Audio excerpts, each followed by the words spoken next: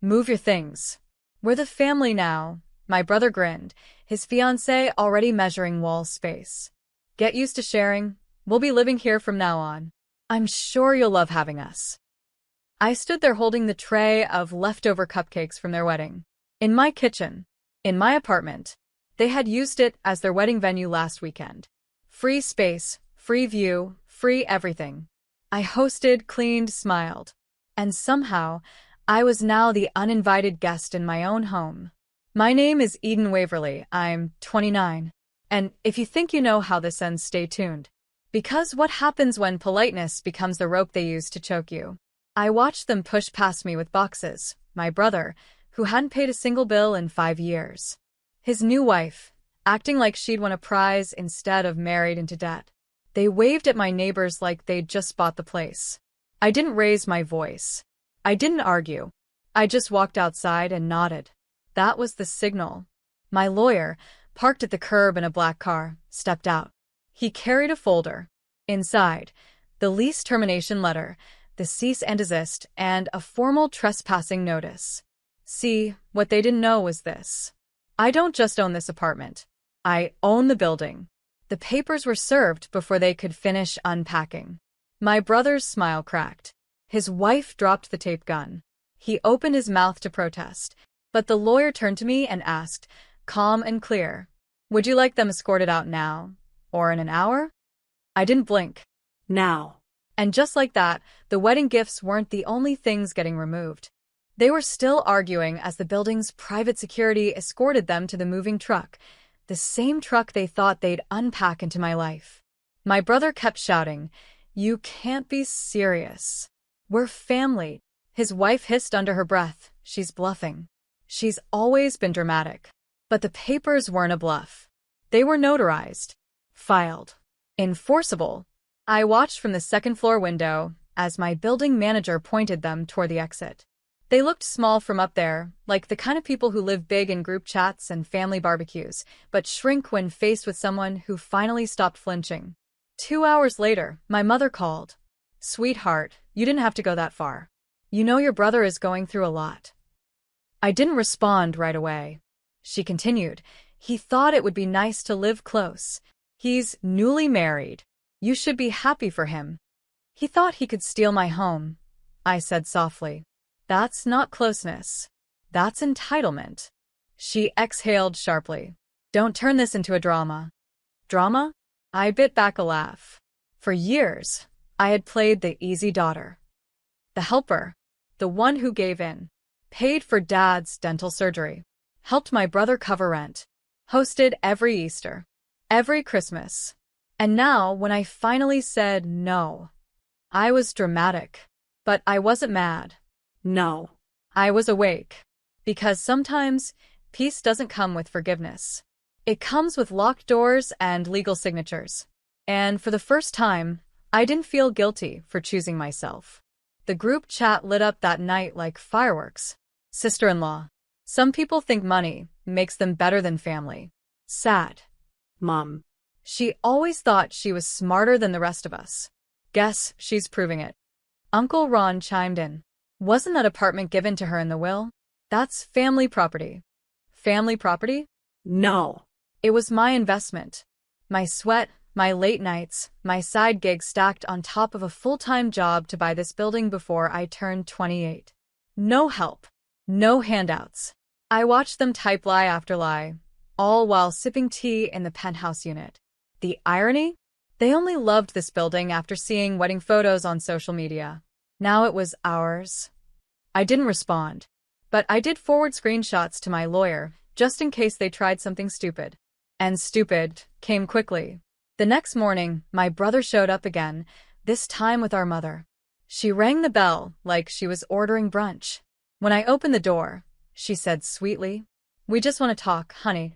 Behind her, my brother was holding a stack of mail. You still get family letters here. That means it's shared space, technically. I didn't flinch.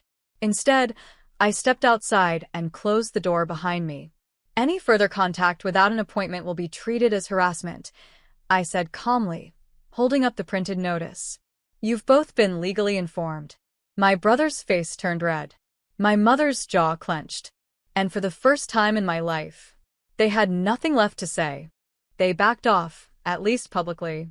But passive aggression doesn't need a front door. The family chat became a shrine of sarcasm.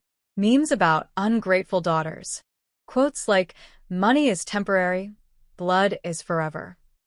Photos of my brother's new apartment with captions like, "Not as fancy, but at least it's built on love." I stayed silent. Silence is a weapon they don't understand. Until one message broke the rhythm. Dad. A voice note. He never texted, never defended me. But this time, his voice crackled through. "You went too far, kid. That apartment could have brought us closer together. Instead, you've divided this family. Are you proud of that? Proud?" No. Exhausted. I sat alone in my living room, a sunset spilling gold across the hardwood floors. The same floors I refinished myself. The same kitchen I tiled by hand after a 12-hour shift. They saw a building. I saw survival. Years of saying yes just to be allowed a seat at a table I helped build. Now they were mad because I built a new table and locked the doors. That night, I drafted a message. Not for revenge. For truth. To anyone who thinks I owe them space, time, or property. Ask yourself when you last offered me help without strings. You remember holidays I hosted, but forget who cleaned up after your children, who paid the bills when no one else could. I'm not angry. I'm done. I hit send and went for a walk. Behind me, my phone buzzed nonstop. But for once, I didn't need to read it, because I already knew. A silence that speaks truth is louder than any screaming room. The fallout was immediate. Uncle Ron left the chat. My cousin Sarah texted privately. "You're so brave. I wish I could do what you did." But the rest? They did what people always do when control slips away. They rewrote the story. Now I was mentally unstable, ungrateful, even possessed by bitterness. They didn't just want my apartment. They wanted the version of me that would hand it over with a smile and bake a pie after. The version who laughed at being used. That version no longer existed. But I didn't gloat. I got busy. I scheduled an inspection. Updated all the building's locks. Installed security cameras, motion lights, new signage. Legally posted a notice. Private property. Trespassers will be prosecuted. Then I got an email from a reporter. She'd seen my public message making waves in a local community forum. Apparently, other women were commenting. Same thing happened to me. I thought I was crazy until I read this. "You're not alone." The reporter asked for an interview. I hesitated, then said yes. Not for fame. For power. For every daughter who was told, "Give us everything, and if you ask for respect in return, we'll call you selfish." The article dropped on a Friday. Headline. Not ungrateful, just done. How one woman took back her voice and her property. That same day, I got a call from a lawyer I didn't recognize. "Your family's been circulating rumors that you committed fraud to buy the apartment. Want help filing a defamation suit?" I smiled. I'd been silent long enough. Now they were going to learn. A boundary isn't disrespectful. It's the start of self-respect. I didn't sue. Not yet. Because lawsuits give them a stage. And I wasn't offering tickets to my pain anymore. But I did file a cease and desist. Through the very lawyer they mocked years ago, when I said I wanted legal protection for my apartment. Funny how quickly silence becomes credibility. When it's printed on official stationery, the gossip slowed. But one person didn't stop. My brother. He sent a long message. 4 paragraphs.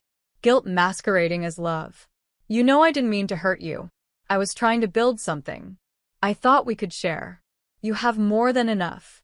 Can't we be family again?" Family. They always dangle that word like a shiny fishing hook. But I was done swallowing barbed bait. I didn't reply. Instead, I sent one sentence to my lawyer. "Please begin drafting the ownership transfer clause reversal." Because here's the twist. Years ago, out of fear and love, I'd added his name to a shared inheritance clause. Not full ownership, but a foothold. I'd forgotten. He hadn't. He exploited it. But now? Now I had receipts, evidence, documentation of his attempted coercion. My lawyer called it textbook manipulation bordering on exploitation of trust. The reversal would take a few weeks, but it was in motion. And while the papers moved through the system, I moved through something too. A quiet, slow rebirth.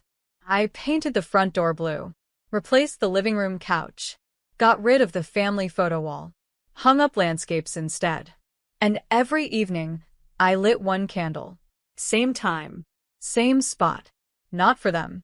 For me. Because healing isn't loud.